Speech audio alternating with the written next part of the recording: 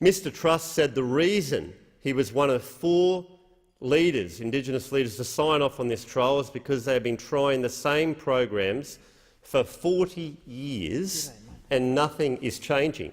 Now, we come into this place every year and we listen to the Closing the Gap report, and then everyone says, the Leader of the Opposition, the Prime Minister, everyone says, oh well, we're doing some improvement, but a lot hasn't been improved. There's a lot more needs to be done. And when a program like this that produces statistics and with extensive consultation shows real results, members come in here and balk, and I say shame on you. I had a listen to the member for Denison, a pathetic contribution to this debate earlier today. It really was quite offensive listening to the member for Denison. He rolled out the excuse, well, it was expensive. Well, every other time he looks at a government program, he says we're trying to save money. So he said it was racist. Racist, he says. But we hear from Mr Truss how well it is working in Indigenous communities. Mate, it is not racist because we want to roll it out into other trial sites, like the member for Hinkler, where the majority of people are not Indigenous. He said it was an ideological vendetta, but I say to the member for Denison that the only person with an ideological vendetta is yourself, that you vote against government policy, even if it's good policy, even if it's backed by ABS statistics and consultation through these communities where we want to roll it out. And as I say, I've heard from other members here today that there's not enough consultation. They're wrong.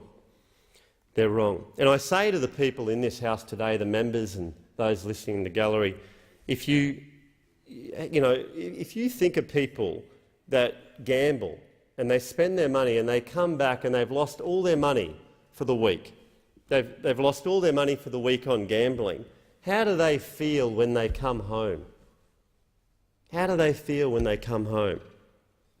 I would suggest they feel depressed, angry and desperate. What about someone who's an alcoholic that comes home and the member for Denison says, oh, well, 75% don't have a problem? That may be true. Well, they won't be affected, will they? If they don't buy alcohol or they don't go gambling, it won't matter if they don't have access to it on their card and they still have 20% cash in their pocket. But what about the 25% that are affected? The alcoholic that comes home in the middle of the night and wakes up in the morning and the 11-year-old son says, Dad, there's nothing to eat. How do you think he feels? I think he feels dreadful. I think he feels dreadful. And I don't think he'll be able to function properly. And I think that they will, in many cases, need mental health support. Now, this is, Mr Deputy Speaker, a win-win situation. And I say to members that if you don't vote for this, you are guilty of maintaining the status quo. Look carefully at what you support. I understand that members opposite don't always want to vote what the government says, but this was supposed to be a bipartisan program that's meant to help Australians, the very people that we're elected to represent. And I haven't heard any argument from those opposite.